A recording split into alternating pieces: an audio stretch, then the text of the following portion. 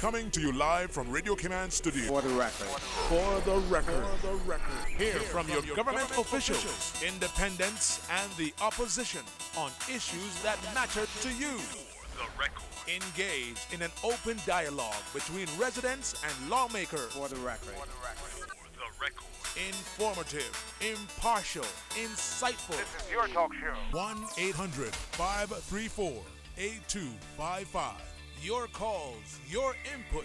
This is For the Record. And now, your host, Orit Connor. Good morning and welcome to For the Record. I'm your host, Orit Connor. And whether or not you're listening to us via the web or if you're right here in the Cayman Islands, I want to welcome you to For the Record this morning. We trust that you had a lovely weekend. All of the Pirates Week festivities are over now. So those of you who still need to recover, we hope you have enough time to do so. Recover quickly because Christmas is around the corner as well. So, you know, there'll be more celebrations again as well. Of course, For the Record is a show produced by Radio Cayman, its management and its staff, specifically for you. And it is geared towards keeping you abreast of issues as they arise and play out on the local, regional, and international scene. I'm your host, Orit Connor, and I want to remind you that For the Record is brought to you on Mondays, Wednesdays, and Fridays from 7:30 a.m. until 9:30 a.m. Our phone lines are always open, and there is always someone waiting to take your call, normally in the person of Miss Susan Watson, who has that beautiful voice. She's always there to take your call. If you don't want to talk on the telephone and you want to relay something to me, then she will also relay that to me as well. I want to also remind you that we have a toll-free number, which is 1-800-534-8255. You can also reach us on 949-8037 and 949-6990. And of course, if you don't like to talk on the telephone, then you can reach us by emailing us at For the Record. That is one word, For the Record, at candw.ky. I also want to remind you that For the Record is brought to you by the Auto Spa on Godfrey Nixon Way. Also want to remind you that they have a valet service that they have introduced, and that means that your vehicle will be picked up and delivered back to you within the hour of its pickup. The valet service is fully insured, so you need not worry about any liability as far as your vehicle is concerned. And the service is provided for in the immediate downtown Georgetown area, 7 Mile Beach, and Cayman Bay. Susan, did I get it that time? Cayman Bay. I say Cayman Bay because to me everything is Cayman, and they should have named it Cayman Bay rather than Cayman Bay. But I'll stick with the politically correct version of it at Cayman Bay. So the Auto Spa, again, we want to thank you for your sponsorship here on Radio Cayman. Of course, on For the Record, you will get maximum exposure for your business if you're a sponsor. Let's take a quick look at the headlines today and see what's in there. We look at the Caymanian Compass, flashback, an update on Mrs. Kerry Bush, the wife of the leader of the opposition, Mr. Honorable Makiva Bush. She remains in Fort Lauderdale after 2 surgeries to repair a broken hip and elbow. She was injured, of course, in a fall in her home in West Bay on the 31st of October, and the leader of the opposition is with his wife in Florida. He has relayed to us that she's had 32 screws inserted in her arm during one of the surgeries, and she's currently undergoing physiotherapy, and all of us here in the Cayman Islands wish her a speedy and a full recovery. Another subtitle, Ironwood, and it says here, talks continue between government and the developer behind the proposed $360 million Ironwood golf resort over a proposed 10-mile extension of the east-west arterial highway that will reportedly enable the project to go ahead. Members of the Arnold Palmer Design Company were on island this month to visit the site of the proposed golf course. I think this is something that many people are looking forward to, those in the trucking business, in the aggregate business as well. And I would imagine that as is usually the case, the extension of that road will mean that more properties are opened up for those property owners, for them either to develop or to be able to put them on the market for sale if they so deem it necessary to do. We spoke about Pirates Week. Pirates Week is over already. Here's one story that is quite fitting for our discussions this morning and the guests that we will have in the studio with us.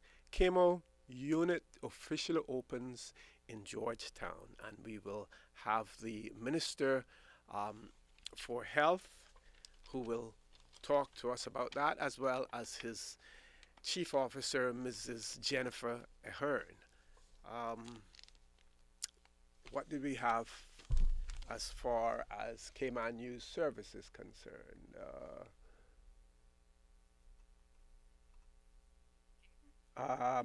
Gunmen rob booze store. Again, we have talked repeatedly about crime in the Cayman Islands, and in particular the number of robberies, armed robberies, strong armed robberies, if you want to call it that are taking place in these islands. They certainly threaten the stability of our communities when this is done. You find people who are particularly reluctant to go into stores at night for fear of a robbery being taken place or robbery taking place. In this particular case, we see where 4 persons are assisting the police in their inquiries, and based on the stories that went forward, we had 1 person in the premises with a shotgun, 1 with a revolver, 1 standing at the door with a piece of pipe. That is strong arm robbery. My view and the view of many others is that we have to fight fire with fire. Unfortunately, now only the police can fight fire with fire, and maybe those few fortunate businessmen who are licensed to carry a firearm. And the debate needs to continue as to whether or not we need to be able to arm more of our citizens, especially those who have businesses and need to protect them, as well as looking at the arming of security personnel as well. That will, of course, become a topic of interest if that is considered, because most of our security personnel are non-Caymanian, and people will, of course, object to the fact that how can a non-Caymanian be allowed to carry a licensed firearm and Caymanians cannot. But we need to continue the discussion on that, because we need to be able to protect ourselves, we need to be able to protect our property, and as I said earlier, you have to fight fire with fire. So those are some of the headlines this morning. Folks, again, I want to remind you that you're listening to For the Record. I'm your host, Record Nov, and my guest in the studio with me this morning, we're still awaiting the arrival of Minister Osborne Bawden. We know he will be here. We have in the studio with us his Chief Officer, Mrs. Jennifer Ahern. I'm going to throw it back to Susan at this point in time and ask you to stay tuned. We have lots of things that we're going to be talking about this morning, and in particular, we're going to be talking about the healthcare conference that is due to take place in a matter of within the next 5 days that are going to take, not 5 days, actually 3 days. That's going to take place here in the Cayman Islands. Please stay tuned. We'll be back shortly.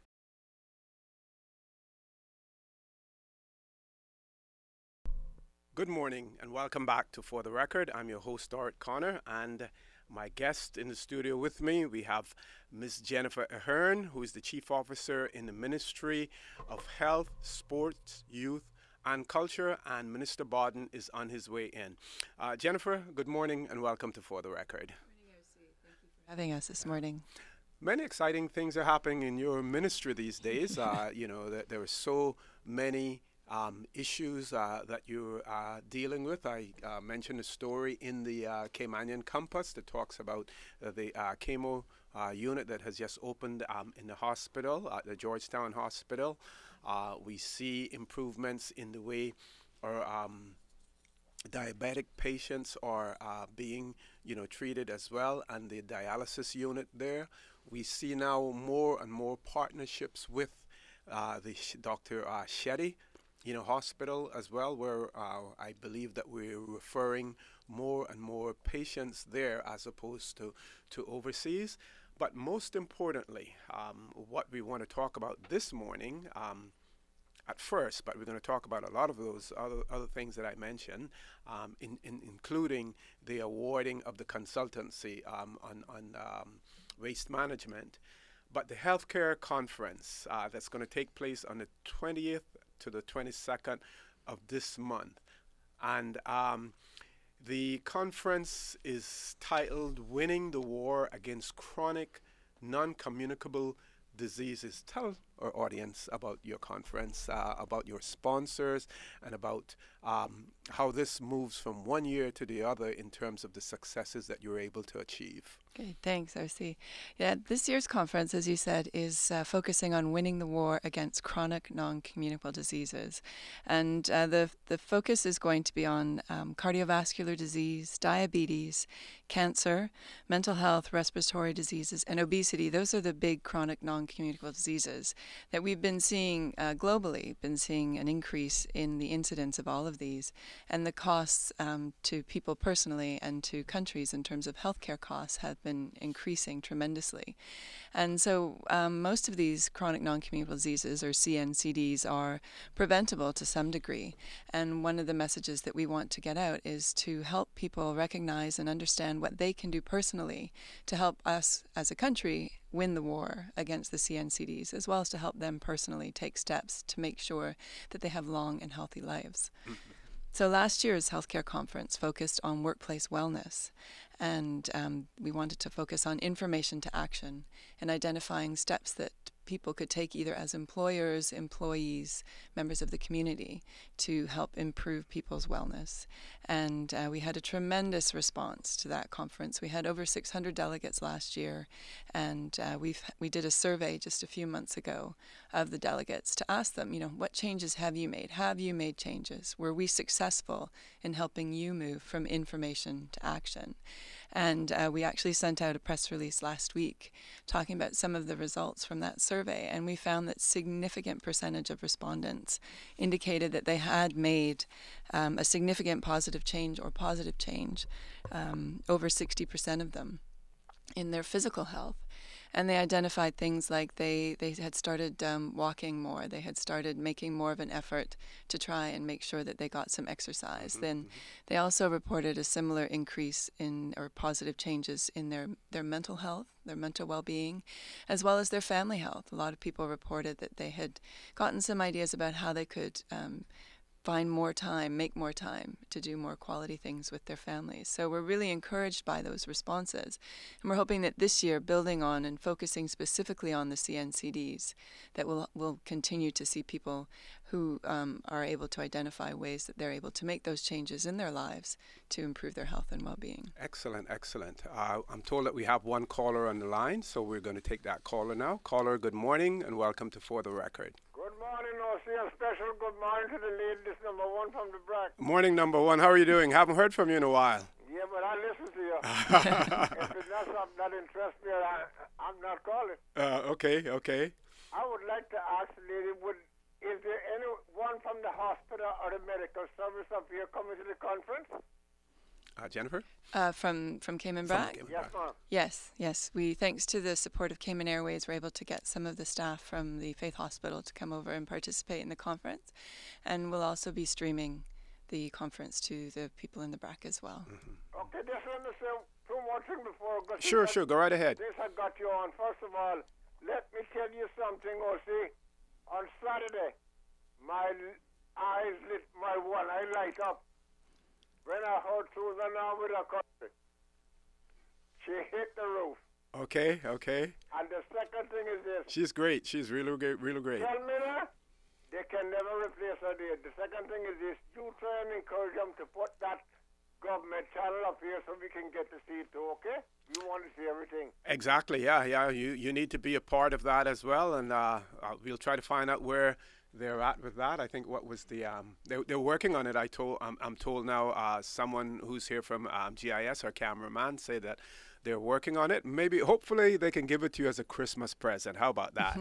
Well, if they knock on the door and say, "Hey, TV's on," Santa Claus is gone. Have a good day to the two of you. Okay, thank you very much. Thank you, very sir. much. So Jennifer, we're going to be able to have healthcare workers come from the BRAC. As far as individuals from the BRAC, if they wanted to attend the conference, it's something that they would have to take it upon themselves to Yes, to yeah, do. and the conference is free. We're able, from the generous support of our sponsors, we're once again able to offer the conference free of charge to delegates. But I should say that we're almost out of space. The registration can be done online at www.healthcareconference.ky, but we are closing registration tomorrow, then the 18th of November, but we are almost out of spaces. So if you want to come, and I would like to encourage you to do so because it's going to be a great conference. We've got some great speakers lined up. You need to register as soon as you possibly can.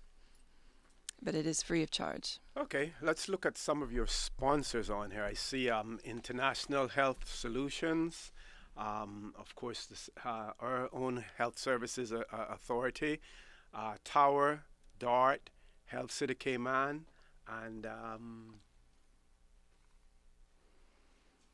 well, our is that, premium, our big, CONCACAF? yes, CONCACAF is CONCACAF one as of our well, premium yes. sponsors. Tenet Healthcare have come on board again as our Premium Plus sponsor and also a lunch sponsor this year. They've been incredibly generous in their support of the conference year after year, and we're very grateful to Tenet for that support. It's really critical that we get these sponsors on board so that we are able to offer the conference free of charge to the delegates. And I would like to just say that even though it's a healthcare conference, it's not just for healthcare workers. It's geared for everybody who has an interest in health. So patients, healthcare workers, insurance companies, employers, anybody at all will get something from the conference. The speakers understand that the audience is going to be a diverse mix of stakeholders, and they're gearing their talks accordingly. So just because you're not a healthcare provider, don't think that there's nothing here for you. There's something for everybody at the conference. And we do want to thank the sponsors, Tenet. The other premium sponsors you mentioned, the Health Services Authority, DART, CONCACAF, and Tower are other premium sponsors, and we have a number of other sponsors who've come on board as well to help support the conference. Okay, and so that's going to be on Thursday and Friday. Now, if we look at the schedule, on Thursday, of course, you're going to have. Why don't I let you tell our audience about this rather than me? All right, thanks, RC. Yeah, the conference opens Thursday evening. Registration starts at 5 o'clock. You want to make sure you get there nice and early so you can get your delegate bag. We've got some fantastic little giveaways in the bag. We're very privileged this year to have Her Excellency the Governor bringing some opening remarks for us at the conference. And of course, Minister Bodden will be giving an overview or some remarks as well. We'll have our keynote speaker that night. Our opening speaker is Dr. James Hospitalis, and he's the Executive Director of the Caribbean Public Health Agency, or CARFA. We're extremely excited to have Dr. Hospitalis coming to open our conference, and he's going to give an overview. His topic is, are we winning the war on CNCDs globally and in the Caribbean? And it's going to really sort of set the stage for the speakers over the next day and a half of the conference.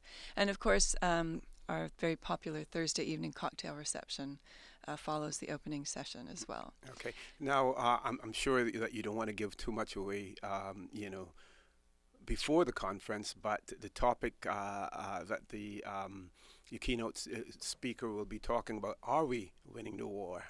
What's the answer to that? Are we? Are we seeing? I know we're seeing lots of progress. If you look at the just physical fitness side of things in the Cayman Islands now, it is amazing the number of persons who take it upon themselves to engage in some type of physical activity, whether or not it is walking, whether or not it's a boot camp. Yesterday, for instance, when we were in West Bay, they had to hell and back, and of course the devil was right out there to meet them. And many people taking selfies and stuff, with them also. But amazing the number of people who engage in either bikeathons, road race, just walking. Just recently, Radio Cayman had their walk as well. It's really encouraging here in the Cayman Islands to see what's happening. Yeah, we are certainly seeing increases in people getting active and getting out there. But unfortunately, I think at this point, the answer is probably no, we're not winning the war. We continue to see increasing numbers of cases of diabetes, the obesity in children, and the Healthy Nation survey that we did in 2012, of the people that were surveyed, it showed us that people aren't eating enough fruit and vegetables. People are still, we were surprised at the number of people who were still smoking. Despite the high cost of cigarettes. And the fact that it's very hard to smoke anywhere these days with the tobacco law that's in place. People's waist circumferences were still a bit on the high side. So we're hoping, though, that from the conference that we can get people to, as I said, information to action, and to help people identify what they can do individually and within their families, within their businesses, to help us win this war against CNCDs. It's not going to be solved or won by any one stakeholder group. The government can't solve this problem. Individuals can't solve this problem on their own. It's going to take all of us working together to really try and win the war against these CNCDs. Okay, and let's take a look then at Friday's itinerary, the schedule for Friday. What's going to take place then? Well, Friday is our full day. So it's a busy, busy day on Friday. We have breakfast at the beginning of the day, which is sponsored by Cleveland Clinic. And the first sessions are going to be regarding mental health. We're going to have Dr. Lockhart, who's the chairman of the Mental Health Commission, giving an overview of mental health in the Cayman Islands. And then Shannon Seymour from the Wellness Center will be talking about a community first response to mental health. We're going to have, the next speaker is going to be focusing on cancer treatment, and as well as the speaker after the coffee break, Dr. Peoples from Perseus is going to be talking about a cancer vaccine that's been developed. We're going to have, before lunch, Tena is going to focus on obesity. We're going to look at facts versus the beliefs, and some global trends in type 2 diabetes, metabolic syndrome, obesity, and whether there's an existential threat. And we'll have lunch, which, as I mentioned, will be sponsored by Tenet Healthcare, followed by a talk from Dr. Cosaboro. We call him Dr. K. Dr. Cosaboro from St. Luke's, looking at Not Such a Sweet Spot, the rising tsunami of diabetes and its complications. And then the last bit of the afternoon on Friday is our workshops, which we're really excited about. We introduced this feature a couple years ago. And this is an opportunity for the delegates to interact with the speakers and each other, and to have some brainstorming sessions around how we can address the topics. We have 2 streams this year. One is focused on adult health and one is focused on child health. The one focusing on adult health is titled Developing a Winning Strategy to Bridge the Gap Against CNCDs. And the one for the children's health is called An Early Start to Winning the War Against CNCDs. And so delegates will have an opportunity to select which of those workshops they want to go into, and we'll have them help us identify things that we can do to achieve those things. So we've had some great feedback from these workshops in the past years, and some great information that's come out of it and action steps. For example, one year, one of the breakout sessions was focusing on cancer and oncology. And as a result of the recommendations of that group, our ministry is very close now to bringing cancer registry legislation that will make it mandatory to report tumors to the cancer registry, which will help us better direct our resources in cancer. So great, we really do utilize the feedback that we get, the input that we get from these workshops in the work of the ministry going forward. So that's on Friday. Excellent. Folks, I want to remind you that you're listening to For the Record. I'm your host, Orit Connor. My guest in the studio with me, I've been talking to Ms. Jennifer Ahern, who is the Chief Officer in the Ministry of Health, Youth, Sports, and Culture. I think I got it right, yep, without having to to read it. We're going to do a time check now, and we're going to be going to the news right after. So please stay tuned. Don't change that dial. When we come back, we're going to have lots of information, lots of things to talk about, and hopefully by then the minister will be here with us as well. Please stay tuned. We'll be back shortly.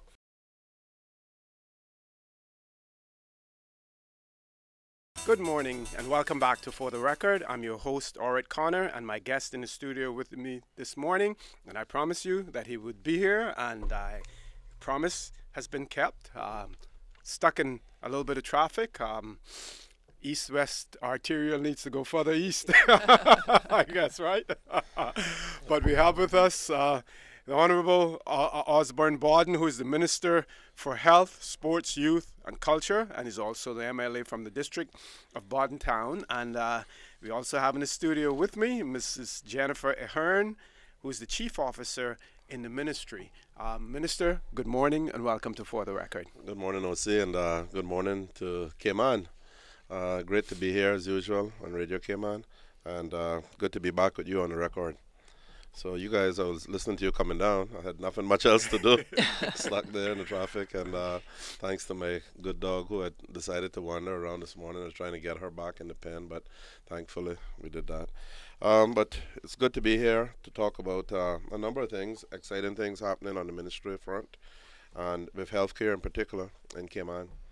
Our conference, as you guys talked about already in detail, is this week. We open Thursday evening and we go through Friday and Saturday.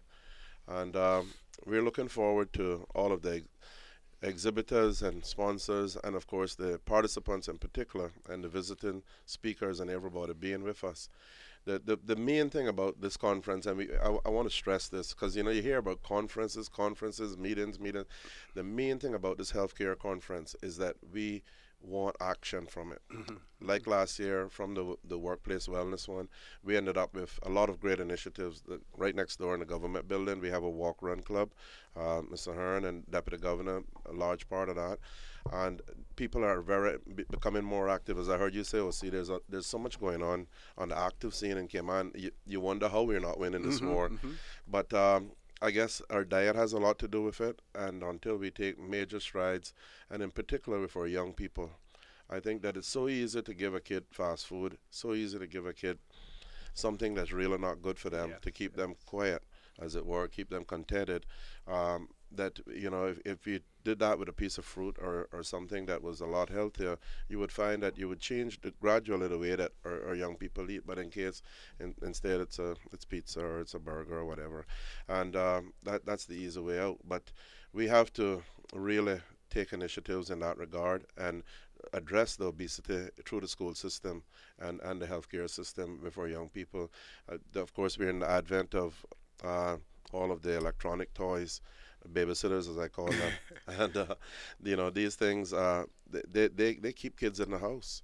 We grew up, as you know, we grew up outside. Our kids, our parents had trouble getting us in the house. Getting out of right? We were in the sea, we were in the land at mangoes, we were chasing crabs, we were chasing whatever it was, we were making gigs, we were spinning, we were playing marbles, it was a whole different Cayman. And here we are now, we've suddenly become this nation of people that sit in AC and play games and watch videos and do stuff on TV, and it's really affected us here in Cayman. Now you spoke about the young kids and the schools, and what can you do, or what have you been doing to partner with the people who run the canteens in the schools in terms of the types of meals, encouraging them in terms of the types of food that they should serve to the students? Well, I can tell you, I know that the contracts have been awarded based on the healthy content, so that there has been a lot of initiatives in that regard across the private and public school systems. And that area I think is being addressed. Some people say, well, it's not that tasty anymore or whatever.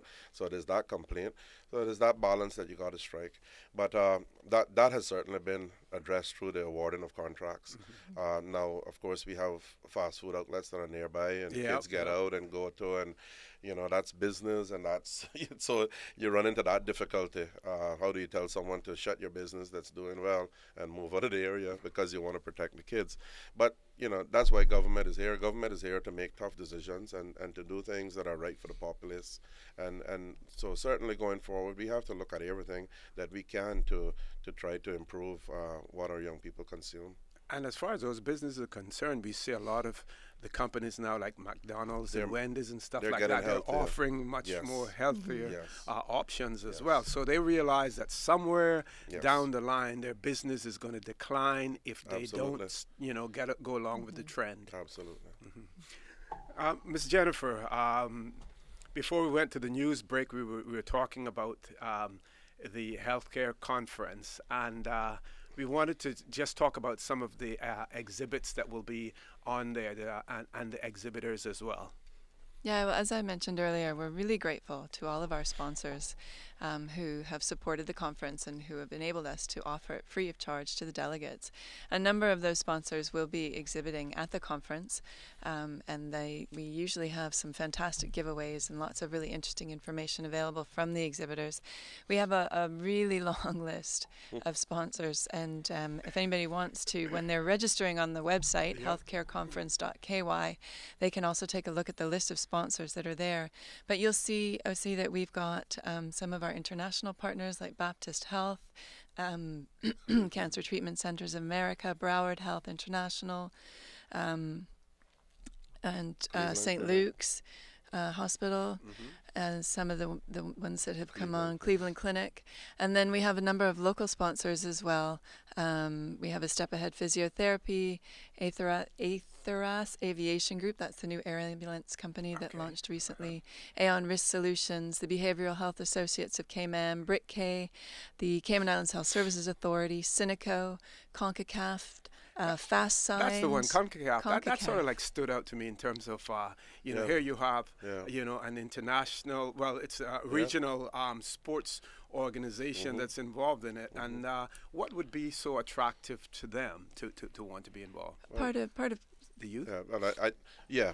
Exactly. I think that President Webb realize that here's an important thing to drive home this whole issue of importance to healthcare to our young people. CONCACAF has reached out to so many young people in Cayman with all the tournaments that we've been having. I think I give them credit. They approached us, and they were quite keen to do it. Great. So that's fantastic, and I think it says something that sports and health go hand in hand, and it's something that I'm pushing as a minister.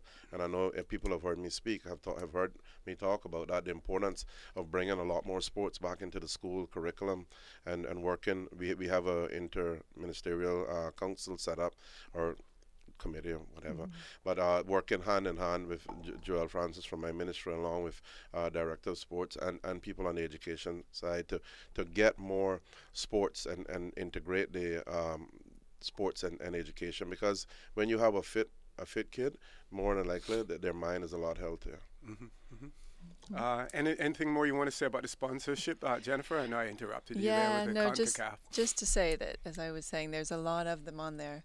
And then a new feature that we have this year is what we're calling the CNCD room, which is a not-for-profit room where we have a number of the local not-for-profits around some of the chronic non-communicable diseases prevention and education, who will be there displaying and answering some questions and helping make people more aware about some of the services that they offer. So these groups are the Cayman Hospice Care, the Cancer Society, the Special Needs Foundation, the Caring for Life Foundation, the Assistance Program. We have two of the Rotary clubs, Rotary Central and Rotary Sunrise, and also the YMCA of the Cayman Islands. So they'll be in the not-for-profit or the CNCD room. As a Lion, I feel bad that Lions made two Rotary clubs get in there. We don't have one Lions club in there. But Special Lions Club of Tropical Gardens will do so much with health in terms of their breast cancer awareness. And of course, the male club is doing so much with the prostate area now as well. Exactly. They had a big meeting Yeah, there so on it's a great Thursday opportunity for evening them to as well. jump in there. Well, that gives us a good opportunity for us to... But just before we do that, Sure, I'll see if you don't mind. Sure. Did we speak about the huge amount of registrants? I don't remember hearing that, but they pretty much we're this conference is booked. Jennifer did mention that. It's amazing, and we really the numbers continue to grow. So it shows that these conferences are really looking forward to each year on the calendar. So we're looking forward to a good week. Yep, and we did have number one call from the I heard BRAC as him, well, to inquire as to whether or not staff Looking out for the over BRAC there. interests. Yep, always have to look out for them. But I think the BRAC also want to remember that we look out for them here. That because That's we're very part and important. parcel. very important. We're Only all a in the little bit of Cayman water Islands, separates so us. whatever we do here has to also always involve the BRAC as well. Definitely. Cayman BRAC and Little Cayman. So let's look at the chemo unit officially opens in Georgetown, and I took a read of this article, and coming from cramped conditions, a small room with no windows and stuff like that, to where they are now. Again, a positive, extremely positive move. Tell our listening audience about that, Minister, please. Well, I must tell you, it wasn't until I became minister that I even knew where the chemo unit was at the hospital, because it was there in the ambulatory unit, and it was just a little room that had one treatment chair and one, as they call it, blue chair that someone could sit in to accompany the individual, and it was just a door and a cupboard room, as it were, no outlet, nothing. And now we have moved over to where we've come from that to over close to next to the Pines, where the Alternative Education Center was, and the wing. That building is L-shaped, so the bit of the bottom of the L is now the chemo unit, and it is a lovely facility. When I tell you, everybody who's been involved is like blown away how nice this place is, because it's been operational since the end of June. I think, so. but we officially opened it last week, and here you have a facility. You walk in, immediately there's a lot of light, natural lighting. You have 4 state-of-the-art chairs for the patients to sit in. You have a chair opposite them for their companion to sit in. They're facing a lovely garden that they can look out and just feel and see people passing as well. Eventually, as the garden grows, I think that the view of people or cars passing will disappear, but at least they have the view of the garden, which is very, very important. And so you got that, but you walk in, first of all, into the nice reception area. You go off to the treatment center on the right. Over on the left-hand side of the room or of the building, then there is it's state-of-the-art again, where they make the actual chemotherapy drug, and I've never seen one of these. This is something that's really to be seen. It's an all aluminum enclosed structure with all of the proper ventilations and the proper way for this stuff to be done. So this is a state-of-the-art center that you could find anywhere in the U.S. and it's right here in Cayman. So at the opening we had all of our stakeholders, health practitioners, as well as patients and survivors and everything else, and all of the people that made it possible through the Cancer Society. We can't say enough about the work that they do and the fact that they were able to do this and turn it over to government. We really want to express our sincere appreciation for all those who work really hard to make this happen. And what does this mean for patients here in terms of not having to travel overseas to receive that treatment, and sometimes the side effects of it after receiving it in terms of traveling back, as well as costs? What are the implications? Implications are huge. There's nothing like receiving good health care in your own country. The mere fact that you have to go overseas for health care, it impacts the family, it disrupts everybody. Somebody has to take time off to go with you, more than likely. You're over there, you don't know quite for how long. The expenses are mounting, the hotel bills are growing, the food bills, everything else. You're away from home. And at the end of the day, it's going to cost government that much more when you're dealing with overseas health care. So I think that the impact for the country overall is huge. The patients are extremely grateful, just as we have with the new dialysis unit, where there's that much extra bed space and treatment centers. I think that all in all, it says so much for the direction in which we are going with healthcare. We are seeking to do more and more here and provide our people with that comfort in their own country. And you know, you can't put a price on that. Yeah, the Betty Ann Duty, who was the former chair of the Cancer Society and was the sort of lead woman on the project, moving it forward, she was telling me that when they were in the planning stages of it, they met with cancer survivors and their families and said, you know, what would you have liked to have seen when you went through your chemotherapy treatment, whether it was locally or overseas? What were some of the things that you wish you could have had that would have made it that much better for you? And from the feedback that they received, they were able to incorporate a number of those things into the new chemo unit. And Jennifer Weber from the Cancer Society was telling me that they were meeting with some representatives, I think it was from Cancer Centers of America or 21st Century Oncology, one of the two, who had just been in Italy the week before. And they said to Jennifer, they said, you know what you've got here is the best that we've seen. It's far better than anything that we've seen in Italy, and your patients here are going to have a world-class experience at this chemo unit. But I'd just like to say, as Minister said, you know, this is a fantastic example of public-private partnerships, of the community stepping up to help improve the healthcare services in the Cayman Islands, and just to say that there's still opportunities to support this project. The Cancer Society, I'm sure if somebody wanted to offer a donation towards the chemo unit, because they have some ongoing costs of running it under an MOU that they have with the Health Services Authority. So if anybody would like to get on board to help support it, they could contact Jennifer Weber at the Cancer Society, and her email is Jennifer, JENNIFER, at CICS.KY. And there's so many people that benefit from that here in the Cayman Islands as well. So those, you know, if you give $5 or $10, every little bit counts. You know, it really helps, and that's one way of showing your appreciation for you know, any family member that may have been assisted. You know, there. And they have a beautiful sponsor tree inside the chemo unit, where they've set this tree that the leaves and the rocks underneath the tree are dedicated to the different sponsors. So there's a very visible commemorative way to recognize the sponsors that have supported the project, and there's lots of space left. There's lots of leaves left for those who want to come on board to help support it. I think when you give to the Cancer Society and Hospice, you're giving to two of the greatest organizations we have in Cayman, because those two, they touch so many people, and I think there's none of us that haven't been touched one way or the other by this dreaded disease. And I was at a function on Saturday night in Bordentown for the Miss Cayman, the session of the Miss Cayman contestants, and this year their beneficiary of what they're doing is the Cancer Society, and that again was so. And to see those young ladies, each one got up and speak when their turn came, and to hear them speak, and in most cases, some of them were moved to tears because of some of their own experiences already at a young age with cancer. So this is something that touches each and every one of us, and we need to, you know, no matter how little it is, you have something to spare, you give it to those institutions, because when the time comes, they're there for you. Yep.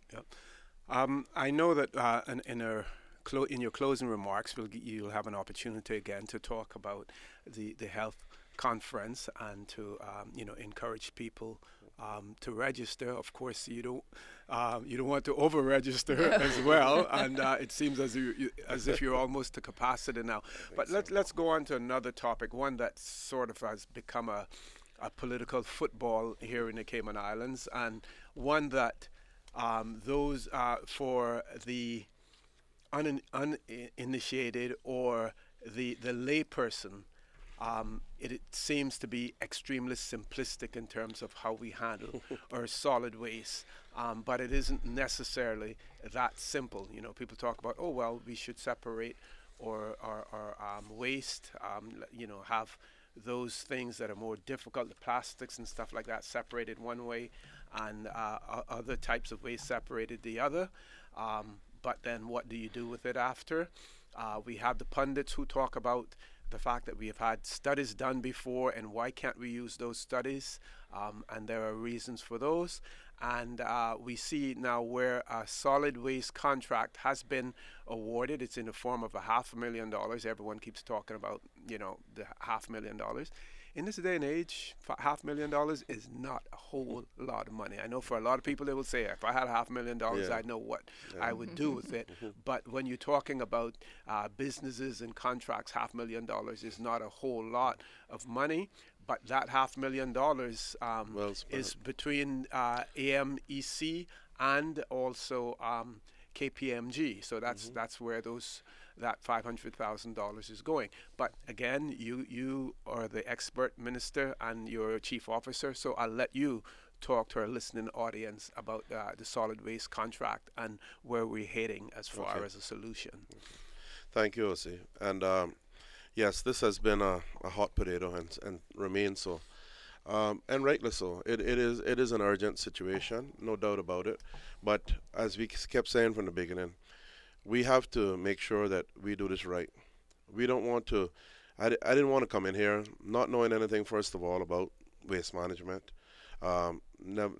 Even now, far from an expert in waste management, and will never be. That's not my job. My job is to find the experts and make sure that they do the right job for us. Lay out the terms of references. That much we know. We know what we want. We want a solution. We want a solution that works for us for years to come. So the first thing we did was to set out with our strategic outline. What was it again? Strategic outline case. Yes, strategic outline case committee headed up by Ms. Ahern, where we took a bunch of licks for because we had all of the stakeholders on that. I'm not sure what else we were supposed to do, but government through cabinet gave the terms of reference to that committee. In record time, they were back last year. Or it was this year. This year, I'm losing track of the years now. They were back in the spring with a report for us, outlining basically the state of play. This is where we're at, because you got to know exactly where you're at before you know where you're going. We told the country at that time the next step from here would be the outline business case, the RFP for that. Okay, so where we are now is that stage, the outline business case and a national waste strategy. The country has never had, and I repeat, the country has never had a national waste strategy, hence where we are. Because we've simply took garbage from you and I and piled it up in a mound and did our best to control that through the DEH, who work extremely hard. The people there at that landfill, I have to keep saying, they are some of the hardest workers in this country, working under horrible conditions, and yet every day they hear people pounding and beating them up and not stopping to think for 1 minute that humans are involved. We are all human. We're there trying our best to manage a situation under not the best conditions. So we now have a company through the RFP process and central tenders that has come on board called AMEC. AMEC is a UK-based company. They are a huge multinational company. They do business with some of the largest corporations. When you talk about Shell and BP and fuel companies of that nature, governments around the world. I think they do business in some 40-odd countries, if I'm not mistaken. So, Jennifer's just showing me now some of the. My eyes are failing me, but this is, we're looking here at Isle of Wight, Isle of whatever that one is, Anglesey, the state of Guernsey, Jersey. They've done stuff in Isle of Man, Council for the Shetland Islands, Council for these are all isles off the British Isles. And small jurisdictions. Small island Which is- experience. yeah, Yeah, it's that a was small just to show the island small island Yeah. experience that this company has. But they also do, like I said, the huge environmental studies and contracts for large multinational companies. So this company is the mere fact that they've come to Cayman to do business is a feather in our cap. They've come at a record price because we had tender. We had people who tendered for this up to as much as about $2 million OC. So when when we were able to get what was the best price for what we consider the best value, it's not often we get that in Cayman. So I Exactly, think that's we true. really should be happy for once that we've managed to do that. And credit to my chief officer here with me and the team who work extremely hard, because this thing is not, when you see the volume of reports that you have to go through and the documents and information that you have to process, this is no easy feat. And they're under pressure from me to deliver this thing as quickly. I mean, they know that I'm obsessed with the speed of this thing, but at the same time, I have to understand that it has to be done properly. So, yes, I say do it quickly, but do it good. And therefore, I have to be reasonable that that takes some time. And therefore, we now have a company that has come on board to partner with KPMG locally, well-known Big Four accounting firm, and together they will move forward. I met with them briefly last week. I will meet with them again this week, and we're now said, look, guys, this is you're here. They're moving around the island. They're looking at the state of play on the ground, exactly what's here, how it should be, getting their feet wet, as it were, as to how they feel this whole project can be dealt with, and they'll go away and they'll work on the strategy. They'll work on outline business case for us, and the good thing, what I'm hearing out of it, is that because of their experience and because of the size of this project, they may well be able to, although our time frame, we have set out some of the longer time frames, as it were, that in other words, we looked at the worst case scenario with delays and everything else. But what I'm hearing from them is, and along with Jim Schubert, who's the project manager that we brought in and working with Public Works now on our behalf, together I think that we're actually going to find that we save some time along the way because of their experience that this company has. So this is all good news for Cayman, and I will let Jennifer speak to some of the as it were, revised time frames, so that the country has a good, clear understanding of where we are here now and how we're moving forward. But certainly as Minister, I'm excited that we have gotten this far and we are moving steadily forward despite criticisms, despite all of the negativity by the press and by various individuals. In this business, OC, you find that when a project of this magnitude comes up, everyone suddenly becomes an expert, right? And yep. I, as minister, I'm no expert, so I don't know where all these other experts come from, but everybody suddenly knows how to do this and how it should have been fixed and how it should be done. And sadly, if we do that, we would have organized chaos. That's all we'd have, because everything would be conflicting with the next thing. A system like this, to be put in place, has to be systematic. It has to be a critical path analysis has to be done. You have to know that when you do this, it's going to affect this. This is going to bring you this result. This gives you this result. This, at the end of the day, what we are looking at is not just dealing with a landfill. We're looking at a whole collection system, a whole management system of waste in these 3 islands. So we have environmental impacts. We have everything that we have to look at and what makes sense, because at the end of the day, for anyone to come here and deal with this, it has to be economically feasible over the long term. And we have to bear that in mind. We can't just go throwing good money after bad results. And I refuse to be taken off the path that we're on, because I know that we're doing the right thing. And the results are going to be proven. And one day, they may not apologize to me, but they're going to run from me. I can tell you that. Some of them are going to run from me because they're not going to be able to face me, because we're going to get this done. That's the bottom line. So I'll let Jennifer speak to some of the more intricate details of what we're doing. Jennifer, go right ahead, thanks, please. Minister. Yeah, as the Minister said, we're really excited to have AMEC on board. They are an internationally experienced company with real expertise in waste management. And when we were assessing the tenders that we received, one of the things that we found with AMEC is that they had probably the most experience, certainly in waste management in small island situations, and in waste management strategies as well, in producing waste management strategies that led to solutions that were implemented. They were able to provide us with some examples of projects that they had worked on from the strategy stage right through to implementation, which really strengthened the bid that they submitted. In addition, it was a really fantastic thing that they were the lowest bid as as well as the most technically sound bid that we received. So as Minister said, we received a number of bids, and they ranged from the $500,000 to $1.9 million. So there was quite a range of bids that were there. The contract that we have with AMEC is basically for three main deliverables. The first one is for a national solid waste management strategy.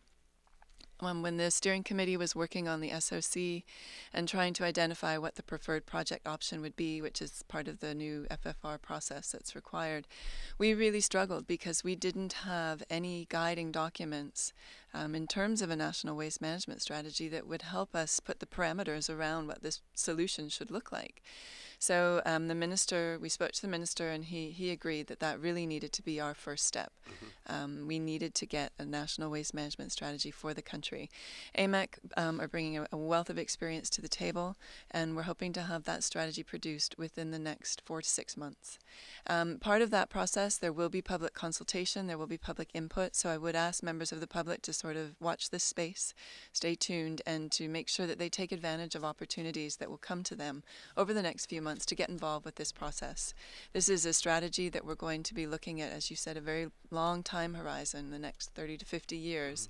And so it's really important that everybody gets involved and comes to the table and helps us formulate that strategy for the country. The next deliverable that AMEC will work on is the outline business case to support what the preferred project option is. The preferred project option is going to be identified out of this national waste management strategy based on the parameters that we get from that. We'll have the preferred project option, which will then be put through the outline business case assessment. As Minister said, we need to find a solution that's economically feasible. We want to find one that's environmentally sound, that's technically sound, and that really is the best solution for the country. And then the last deliverable from the AMEC contract is for them to assist us with procuring that preferred project once we've gone through the OBC to support it. And that will include the preferred location of any solid waste management facility and a site as well? Yeah. Or are we saying to them, we want you to look at everything, but this is where we're at this point in time committed to locating it? The first step in this procurement process is, one of the first steps was for Cabinet to give the steering committee the policy guidance to put us on the path in terms of what we were meant to go out and procure for Cabinet. And one of the tenets of that policy guidance was that there will be no alternative landfill site in Grand Cayman other than the Georgetown landfill. Okay. But in terms of other components of the integrated solid waste management solution, whether it's a recycling depot, whether it's a district drop-off center, we have the flexibility to look at those sorts of options as we go through the process. But certainly in terms of a landfill in Grand Cayman, the Cabinet policy directive was that it will stay at the current site. And that's important for our public to know as well. Folks, I want to remind you that you're listening to For the Record. I'm your host, Orit Connor, and I have as my guests in the studio this morning, we have the Honorable Osborne Bodden, Minister for Health, Sports, Youth and Culture, and also your MLA, yours and mine as well, for the District of Bordentown. We also have in the studio Ms. Jennifer Ahern, who is the Chief Officer in the Ministry. We have been discussing the healthcare conference that takes place from the 20th until, through the 22nd, and we're now talking about the solid waste management contract, the consultancy that has gone out. When I come back, I want to remind you of the annual bulk waste collection schedule, which starts today. That's going to be important as well. And I also want to remind you that For the Record is brought to you by the Auto Spa on Godfrey Nixon Way. You can receive a free vacuum with every express wash only on Tuesdays at the Auto Spa. So tomorrow you can receive a free vacuum whenever you get an express wash. We're going to go back to our commercial break at this point in time. We ask you to keep your dials tuned to 89.9 FM, Radio Cayman, and For the Record. We will be back shortly.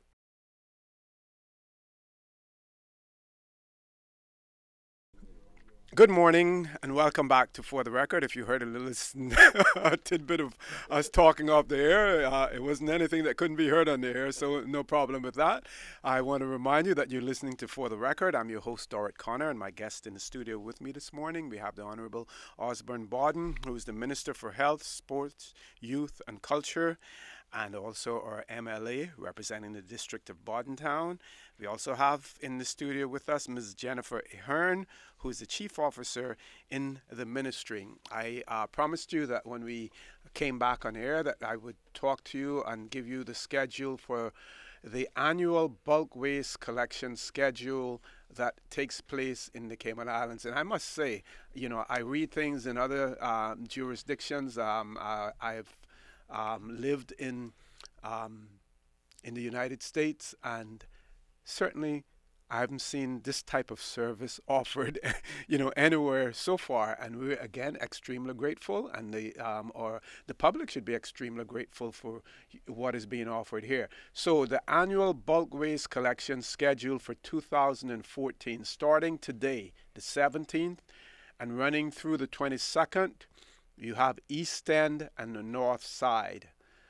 On the 17th to the 18th, we also have Little Cayman. The 24th to the 28th, Cayman Brac. And then for Grand Cayman, again, we have the 24th to the 29th of November, Bordentown. December 1st to December 6th, Georgetown. And December 8th to December 13th, we have West Bay.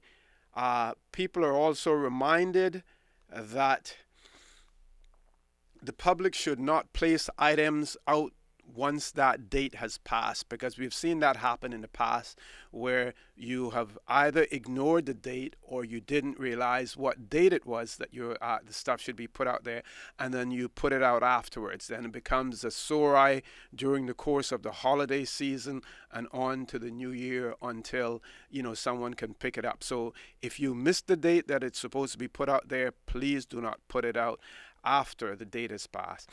And they also want to point out that the separation of metals and vegetative waste should also be done, and you can contact the Department of Environmental Health. Also, they want to remind you that construction material is not included in that. So if work is being done on your house, we would hope that as part of the contract that you have with your contractor, it is for them to remove that construction waste from your property, because it is not the DEH's responsibility to do that. Here we are providing a service for you, a good service for you. We want you to take advantage of the service, but don't take advantage of the situation to try to include other materials that are not allowed to be included in it. So I just wanted to pass that on to you as well. Minister, any more that you want to say on that issue? No, see, I think you covered it well, but I agree with you. A fantastic service to the public to be taken advantage of once a year. And this country offers so much services, and government is asked to do more and more with less at all times. And I think that the public really needs to have a little more appreciation for just how much government does. And the same DH that gets so many knocks, the good work that they continue to do.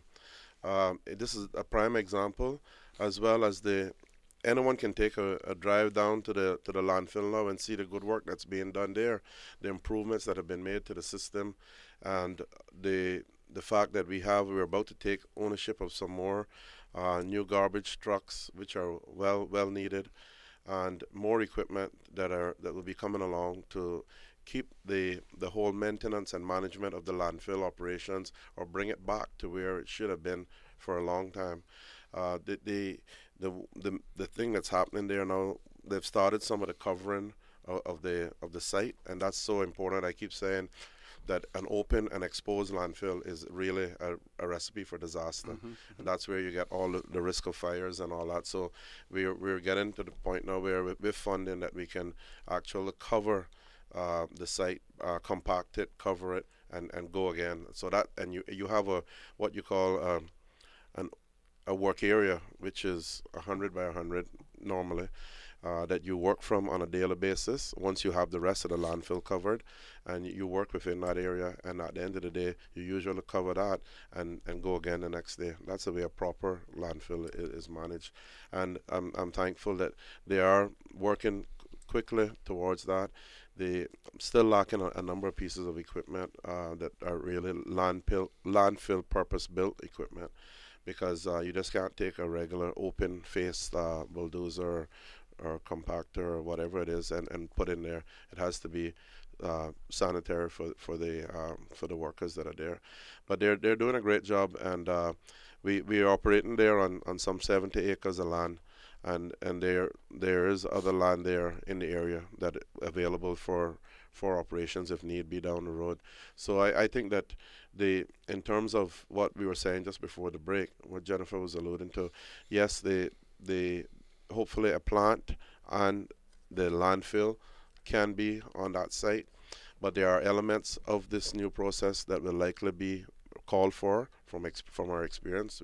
We've seen district depots and sorting stations and all that stuff, but may well come up, and they will be placed wherever the need is for them to be placed, and properly managed. And you know, we do suffer from the NIMBY syndrome, they call it, not in my backyard, but we have to understand that these things have to go somewhere, and as long as they're properly managed, you won't know that you're next to one of these, because you won't have a situation of smells and disruption and all that. So it's the way that they're done, and not necessarily what they are.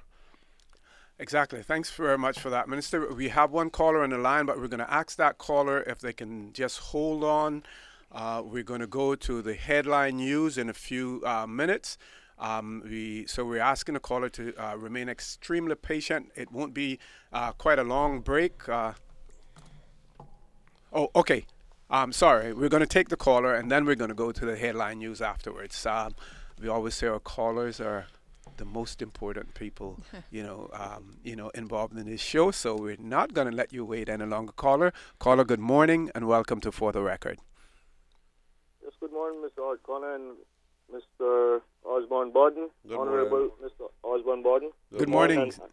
And to the young lady there also. Morning.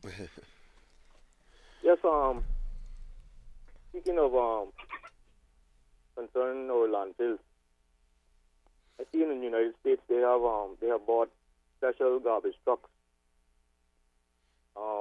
These garbage trucks only collect certain items such as glass bottles and plastic bottles and plastic and glass and so forth.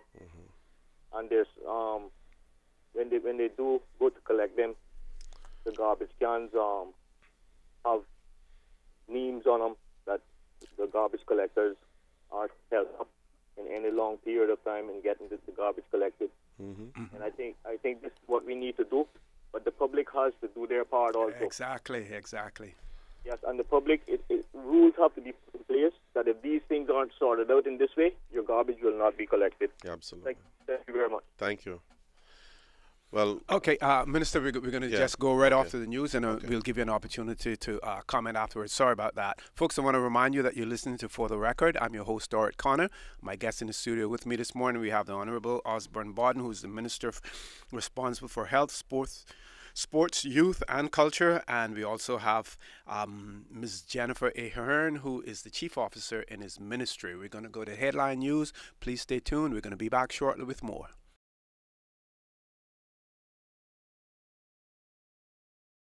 Good morning and welcome back to For the Record. I'm your host, Dorit Connor. My guest in the studio with me this morning, we have the Honorable Osborne Borden, Minister for Health, Sports, Youth and Culture, and also our MLA representing the District of Bordentown. And we have with him his Chief Officer, Ms. Jennifer Ahern, who is the Chief Officer in the ministry. We've been talking about the healthcare conference. We've talked about the awarding of the new consultancy for solid waste management. I have given you the dates for the annual bulk waste collection, and we had a very interesting call, and one that hit the nail right on the head by our last caller in relation to the identification and separation of waste. And what was so important in that was the necessity for the public to do their part, because it cannot work if they don't do their part. When you start to separate waste, if it isn't done as instructed, then it creates problems. We have a challenge here in that we have individual residential owners. We have tenants who occupy condos and apartments as well, and how do you enforce it there? And maybe at some point in time we have to look at immediate and strict penalties to ensure compliance, with that. But Minister, you were going to respond to the callers.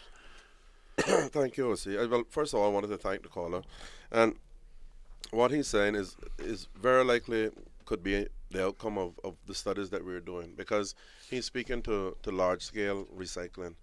And you have single stream, you have multi-stream sorting, and all that the like. But it's a very complex thing. You can't just go at this stage and buy up the trucks and the receptacles until you know exactly where you are. Otherwise, that's money wasted as well. Exactly. So this is why I keep telling people, yes, what you're talking about may well be the outcome, may well be the final result, but let's get it on paper. Let's get it where we know that this is where we're headed, and we're not doing something that's going to counteract something that we need to be done.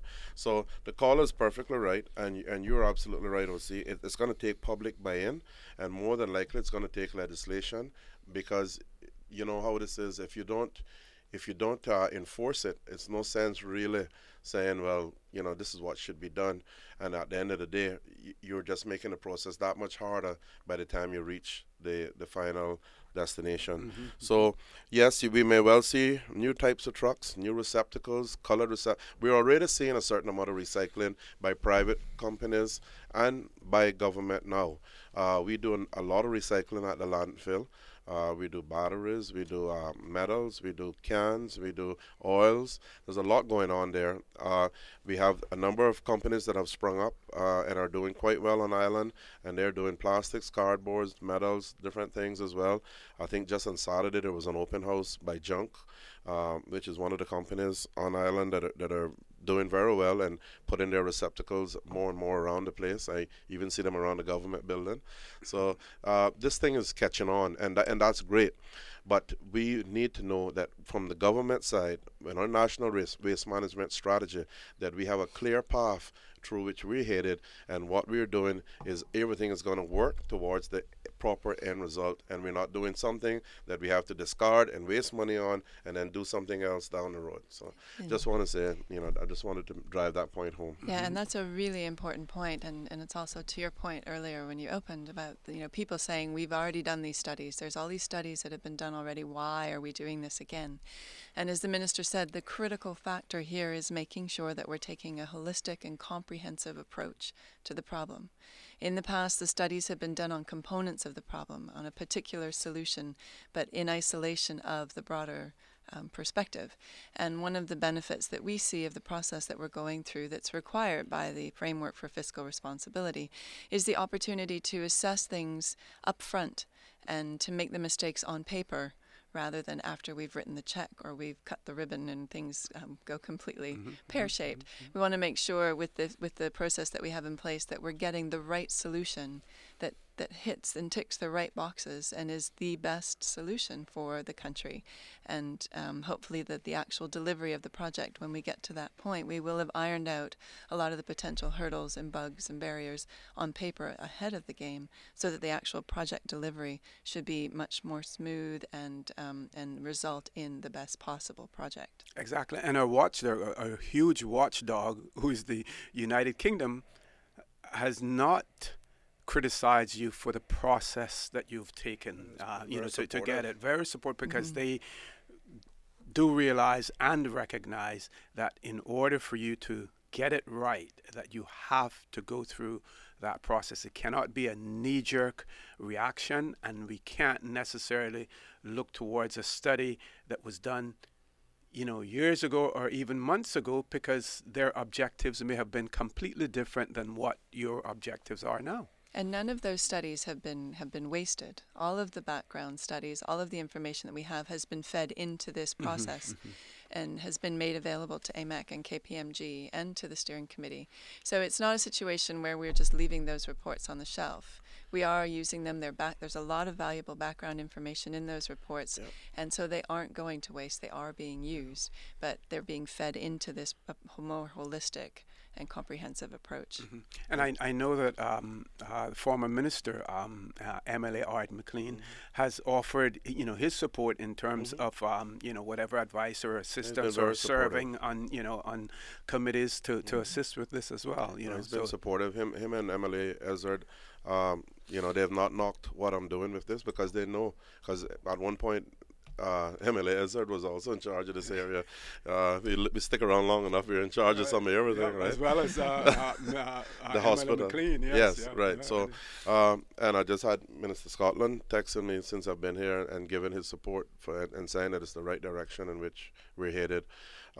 This is very, very important that the country gets behind this.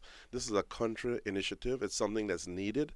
It's not something that, this is not something, trust me, I could be doing a lot nicer things. I have to wear many hats in this job, and real and truly, I have like 5 ministries on broken down when you break down the portfolios, and it's a lot, and sometimes it's tough to change gears. One minute you're smiling as a sports minister, next minute you're very sad as a health minister, and next minute you're frustrated as a waste with waste. So that is what ministry is all about. Thank God I have great staff, a good chief officer, and we get the job done, and we don't complain. But the important thing for the country to remember out of this is that the country can't afford to do this. Never could, right? Even from back with former Minister McLean days, over $100 million, whatever it was that the figure was at the time, the country couldn't afford it. We had a little money then. Now we have less. So we're in a situation where we have to put forward a proposal to whoever the business will be at the end of the day, who will come in and work with government for a long-term partnership on this deal that's attractive. It has to be lucrative. It can't be something that you're saying, come here and help us with our waste and lose your money as well. Who's going to do that? So they want to know that we have our ducks lined up. We have a proper plan. We've done the stuff that we're doing now for them to say, yes, that looks like a good business proposition. That looks like I can invest 20 years of our business to grow and at the same time make a difference, but make some money as well. So that's very, very important for people to understand. Yeah.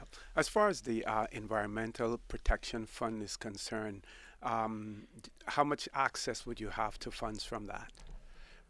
We can access that. The problem is, it's not that and that's another very important point. Revenue is not our problem in Cayman, right? The FFR, the restrictions are on the expense side. So no matter what access we have to funds, it's the fact that we are only allowed to spend X, Y, Z by the FFR. And of so course, that's where we curtail. If you listen to the Compass, they also agree that revenue is not a problem. They just believe that we're collecting too much of it, and we should give some back to the private sector. Unfortunately, sorry, Minister, I had to get that in. I'm so glad you mentioned that, and I have here today's paper, and I was just remarking how do you please these people? The Compass has been our greatest nemesis when it comes to the landfill and the solutions, and in particular taking a great love affair with myself. And then they put a cartoon like they do today, and it's a Christmas wish, and Santa's there, and someone who's supposed to be a minister is sitting on his lap, and it says, I don't care if you, Santa's saying to the minister, I don't care if you're a government minister, that's one heck of a wish list. You want a new airport, a new dock, a new dump site, and a credit card. A little greedy, aren't we? No, this is the same paper that's saying that we're not doing enough and we're not doing these projects. How do you win? How do you win with the media? No win. So sometimes it becomes I a thankless job. I thought it was a good chance to highlight that. We have one caller online, so we're going to take that caller now. Caller, good morning and welcome to For the Record. It's me again, OC. No problem, no problem. Morning, Alma. Minister? He said good morning. Minister? morning. We have a caller on the line from the back. Number one. Okay. I'm not Having difficulty here? hearing you. Okay. Try again, caller. Let's see if he's hearing you. I said morning to you, Alma. Hey, good morning, number one. I heard you earlier, but I wasn't here. I'm here now. I figured that you had the radio on your car. Yes, man. What I want to ask you is this. When you talk about separate the garbage, like the metal and different things and so on, will you have the same truck can't pick them up? No, this is the point now that what you're referring to, number one, is the issue that will come out of all of the stuff that we're doing, because we have all that has to be figured out how you do that. Right now we basically have household garbage, and we have bulk waste, which is scrap metal, old cars, old metal, construction waste. We have vegetative waste, and we have all that, which is pretty much going to our landfill. We've gotten rid of a lot of the scrap metal at the landfill here in Cayman. We have all of the cars, as you know, in Cayman Brock, that have been piled up at the landfill there. I'm looking to get them out of the Brock I've given them a target of year end to move them from the Brock. Now, you have other metals besides old cars. You have, scrap metal that comes off of construction sites and all the like. So when we get around to this system of new waste management, and I don't want to speak out of turn because I can't judge exactly what the system will be, but what I do know that what you will likely find is you will find that you will have sorting depots, as you call them. They go by different names, but basically that's what they are in various parts of the island, where you will go and you will take any old metal or any construction debris or any vegetative waste, and you will drop them into allocated piles. These will be managed sites, and at that point, those sites are then they are visited then by the various equipment that the company or the DEH or whoever it is has to take them to the allocated place at the waste management site. They may go from there to where if you have, for instance, in Cayman, let's use Cayman. Let's say we had 5. You have the Georgetown landfill, and then let's say West Bay has a depot, Bordentown has one, Northside has one, East End has one. Just using an example. And you have these depots, and this stuff needs to be then collated. The vegetative waste may well be, you may find that there's a strata there that deals with that and breaks that down, and you may even find that they reduce that to where people can come and actually buy stuff to take back to their yards for gardening and that, because this is the kind of thing that you see when you travel and you see these sites in operation. You may then see that they have bottles, and these are all crushed, and the glass can be used in asphalt and different things on island, or these bottles may be then taken and shipped off in bulk. You may find that the scrap metal is taken along with the old cars and compressed, baled as you call it, and put off and sent off the island, because these companies, they are companies that will have contracts with the government, that will be able to purchase the stuff from government and sell it at a profit in the States or in some other location. So what the end result will be, purely from where we are at now, it's hard for me to say, but what I can say to you is that we will have more than likely a plant that is processing our household waste in a very efficient manner, reducing that to a residue that is not an inert residue, as it were, that will give you a landfill instead of having a combustible landfill as we have now with all types of materials in it. You will then have a landfill which is a dormant landfill, and you can then line that, you seal it, and you create another one, and you do these landfills as and when they fill up, and you move to another one. But they're no longer a landfill that is at a risk of fire and contamination and all sorts of issues.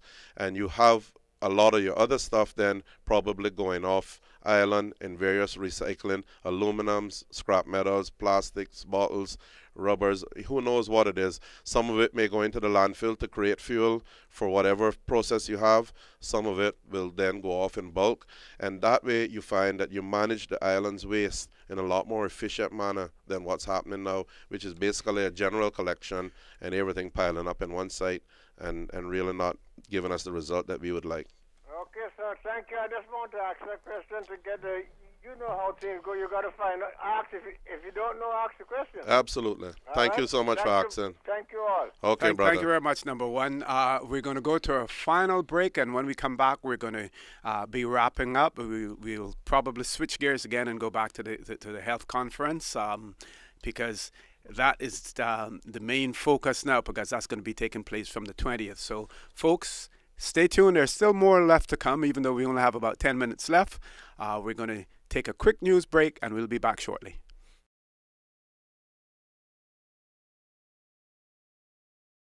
Good morning and welcome back to For the Record. I'm your host, Dorrit Connor, and my guest in the studio with me this morning, we have Minister Honorable Osborne Bawden, who is responsible for health, sports, youth, and culture, and also our MLA representing the District of Bordentown.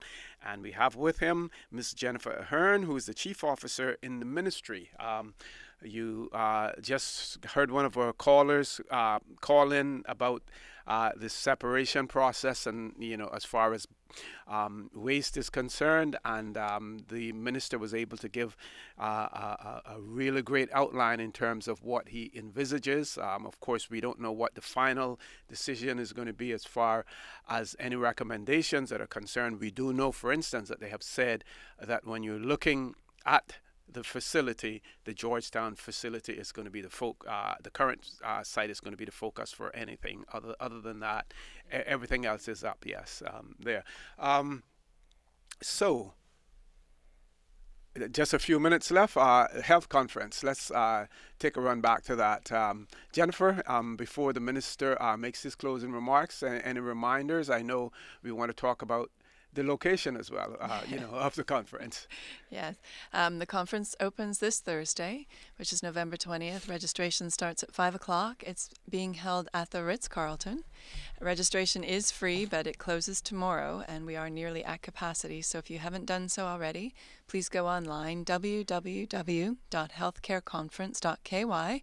Register today. We have a really exciting lineup of speakers, and we're really looking forward to seeing everybody there at the Ritz-Carlton, November 20th to 22nd for the Winning the War Against Chronic Non-Communicable Diseases. And people shouldn't be intimidated by the fact that it's at the Ritz-Carlton. Yeah. No, and also remember, there's something for everyone in this conference. It's not just for healthcare providers. It's for people who are patients, parents, and business people, everybody in the community, all the stakeholders. There'll be something for them to take away. Mm-hmm. Minister? Okay, the conference is a very, very important one, and it goes hand in hand with last year's conference of wellness, because it's very important that we understand that these diseases that we're addressing, they are not, you can't catch it from me, I can't catch it from you. They're non-communicable, but they certainly are very serious, and they end up usually taking most of us out, sadly. And the longer we can keep in good health, the longer, of course, our lifespan will be. And I don't think anyone really wants to leave that early. Most of us want to stick around. So I think if we can get our country in a position where we are looking at preventative health measures, we're looking at healthier lifestyles, better eating habits, the whole works, myself included. I suffer, for the record, I suffer with blood pressure. I was diagnosed with blood pressure at the age of 40, high blood pressure. I'm on medication, I manage it, and the key to that is managing it as well as exercising. So you'll see me out there sometimes on the bike or walking or whatever. I don't do as much as I should. Schedule sometimes gets in the way. Sometimes I'm lazy, but I do my best. Up to yesterday morning, I was out walking, and this morning I was here early with you, so I didn't get to do anything. And I can't get up at 3, 4 o'clock to join the riders with OC, so I do my best. But I also have the elevated cholesterol. I manage that as well, and it's not in the astronomical figures, thank God, but it's a little higher than it should be. So I manage that. I also borderline diabetic. I take 1 metformin a day. You know, that again could get out of hand quite easily if I'm not careful and listen to my wife and stay away from the sweets and and do again the exercise. The exercise is key, and trying to eat well, eating the greens and, you know, the veg and the fruits and all that stuff. Government can only do so much. We each are responsible for our own being, our own health, and we have to find it. Sometimes it's economically prohibitive as well. We have to understand that a lot of these healthy foods are on the expensive side, and we have to be understanding of people who can only scraping by and not being able to get the proper nutritional diet, as it were. And we have to feel for those people, and again, as a country, we have to do our best to address those issues how and when we can. But overall, it's very important that we take away from this conference, again, that we find that leaving this conference on Saturday, that this country, these islands, become that much healthier. People, when we do the survey next year, we want to know that a lot of good has come out of this conference. And as a result, we sincerely thank all of those who have helped to make this possible, all of the hard work that has gone in with the committee year in and year out. Jennifer and her team, they do a tremendous job putting this together. The folks over at Tower and all of those from the HSA who work hard on this committee, I give them all the credit in the world, because she'll be at me within a few weeks. Minister, we need to have a health care meeting. Jennifer, I don't want to hear about a healthcare meeting. No, we just had the conference. No, but Minister, we have to come up with, and that's how early it is. It really is. They start working in the new year. They're right on it, and they're ready for next year's conference. But the good thing about it is, like I said, it's not just a meeting. It's not just a conference. It's not just a feel-good thing that you go there and, yeah, well, I attended that. We want to take away from this, because we have some brilliant speakers. We have people at this that are really world-renowned speakers. We have one doctor in particular that I know from Cleveland Clinic, Dr. Merlino. He's when it comes to patient care and patient service, he's become a personal friend of mine. But he's world-renowned. He writes books, and he takes time out of his busy schedule to come down here and be a part of this and to be here with us. He's not speaking this year, but he's attending the conference, and he'll be around for his expertise. We have our premium sponsor. I have to mention Tenet, the special, the fact that they've been with us now so long on this journey. They continue to just be there for us and support this, and without them, certainly it would be a lot more difficult. We have other premium sponsors, the HSA, DART, CONCACAF, as we mentioned, them coming on board this year, which is really special for us, and Tower Management, and Tower Marketing. Tower Marketing. Yes. I knew it wasn't right. Tower Marketing. So, these are, the people that make this possible, and we just want to hope that everyone comes to this on Thursday for the opening, and on Friday and Saturday for the sessions, and get involved, play your part in the breakout sessions, and take away something from this that you can either improve your own being or those around you, because you have your families. Every one of us touches someone else. We want to make sure that we take away from it something that's going to be beneficial to us, and at the end of the day, we have a healthier Cayman Islands. Jennifer, if I can come back to you for a second, because we were going over the schedule, and we did Thursday and Friday, but we never got to Saturday. Right. So you want to quickly go over Saturday's schedule as well, please? Okay, well, Saturday morning we have breakfast that's sponsored by Baptist Health International, and then we have Dr. Fitzroy Henry, who's going to be speaking about food security, nutrition, and NCD control in the Caribbean, and we'll have a presenter from the University of California, San Diego, who will be talking about new technology to improve diabetes and cardiovascular disease, and the role of electronic medical records and mobile monitoring. And the last speaker is going to be speaking about conquering the cardiovascular Leviathan. And of course, the minister will be wrapping up the conference. Yeah. One quick question here. We have organizations like the Seafarers. You have the various other groups like Rotary, Lions. How much do you get? I know you get support from them, but how much as far as their membership's involvement in coming to the to a conference like this, because that is where you get an opportunity to get to a group of people as opposed to the individuals through these organizations by having them and there and encouraging their membership to attend as well. Well, I think we have had good membership or good attendance from members of those different service groups over the years. And one of the things with the workshops, with the breakout sessions that we get is that we get a lot of good feedback from the members or the delegates at the conference in terms of what they know is going on to help win this war. And so the representatives from those service clubs, when they're in the group for that, they bring that forward for us as well. Excellent. Next year's conference, Minister, if we can get someone to talk about fish poisoning. Stay away from that bar. That would be helpful. I got it once, and I got it in 2000, and let me tell you, I don't want it again. The was telling me about that. He said, did you really 14 years ago, I lost 30 pounds in 7 weeks. It was the best weight loss I ever found. But it was a lot of other effects that I didn't like. Ciguatera poison is not nice. It is. I ended up at the Cleveland Clinic, and that was a terrible time.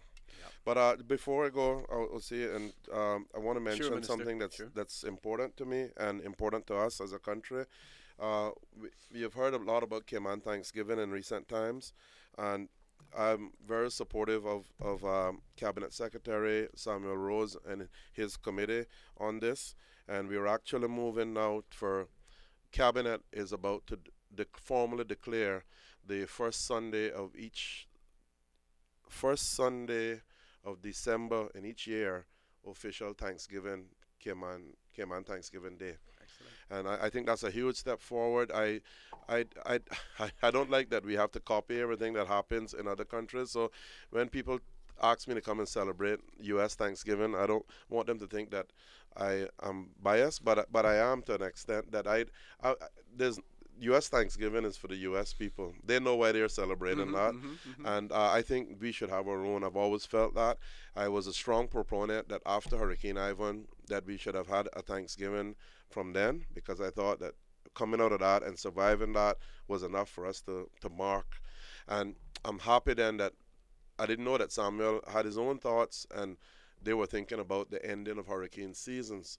So when that came along, after I was elected in my first term, and we started talking about then, rather than just a specific day of Hurricane Ivan, rather just let's celebrate, as it were, in Barbados how they do crop over. Okay. Yes, let's have hurricane over, and it become Thanksgiving for us, and that's where the whole thing has come from. The small committee that's been working along with him for years to pull this off has been phenomenal, and they do such great work. And this time, what they're doing now, they're going to basically streamline it and have just a Saturday where they at the market and music at the grounds in Bordentown and Lower Valley, where it replaces the old homecoming concert that used to be. They did quite a couple big ones, and I'm not at the Paget Beach site and different things, but it's quite a challenge, and so they've decided to streamline it and bring it all together on the day at the grounds, where a time of fresh produce and Cayman music and family fun day. So make it a day-long event, as it were, starting in the morning, finishing about 3-4 in the evening, and then Sunday is where you have your nice Cayman food. You invite people from maybe they're tourists in the district or friends of yours that are visiting or whatever, invite them to come and share Cayman cuisine and culture for the day. So I'm real excited. I think that it's something that will catch on. It's something that we're laying the foundation, as it were, for our future. Our young people will know that this is what these people were thinking of, and here we can feel proud of our own Cayman Thanksgiving. And yes, we can go and eat some turkey with the Americans and in the next week or two or whatever that is, but what's important is our own and our reason for having a Thanksgiving. Exactly, and we have good reason to be thankful as well. We are, despite what the pundits and the naysayers may say, we are blessed here in the Cayman Islands. We have a good thing going for us. We need to keep it going. Like I said earlier in the show, crime. We need to fight fire with fire, and we need to get it under control. And those dysfunctional persons in our community, recognizing that we can't rehabilitate everyone. Those that we can't rehabilitate, then we have to separate them from the general public. And, you know, yes, we may get challenges from the Human Rights Committee and you know, the we should call bleeding heart liberals, but at the same time, we have to do what we have to do to keep the Cayman Islands safe. Folks, I want to remind you that you've been listening to For the Record. I have been your host, Orrit Connor, and my guest in the studio with me this morning, they have been the Honorable Osborne Bawden, Minister for Health, Sports, Youth, and Culture, and also our MLA representing the District of Bordentown. We also have with us Mrs. Jennifer Ahern, who is the Chief Officer in the ministry, doing a stellar job, you know, in that ministry as well. I want to also remind you that For the Record has been brought to you by the Auto Spa on Godfrey Nixon Way, and you can receive a free vacuum with every express wash only on Tuesdays at the Auto Spa. So tomorrow you can get a free vacuum when you do an express wash. I also want to remind you folks that we are our brothers and our sisters' keepers. And you've heard the minister talk, you know, about having a Cayman Thanksgiving. There is always someone, you know, that we know, someone within arm's reach of us who's less fortunate than we are. And I say to you, hold out a helping hand to help them, especially with the upcoming holiday seasons coming around. And I ask you to consider not giving to those who want, but giving to those who need. Again, thanks for listening. We ask you to join us on Wednesday morning when we will have the independent members here with us. We ask you to join us then, and we always leave you with the words of Mr. Billy Withers, lean on me, because we all need someone to lean on at some point in time. Thanks for listening. Have a great day. Stay safe. Say no to crime. Coming to you live from Radio Cayman Studio. For the record. For the record. Hear from your government officials, independents, and the opposition on issues that matter to you. For the record. Engage in an open dialogue between residents and lawmakers. For the record. For the record. Informative, impartial, insightful. This is your talk show. 1-800-534-8255. Your calls, your input. This is For the Record. And now, your host, Orrit Connor.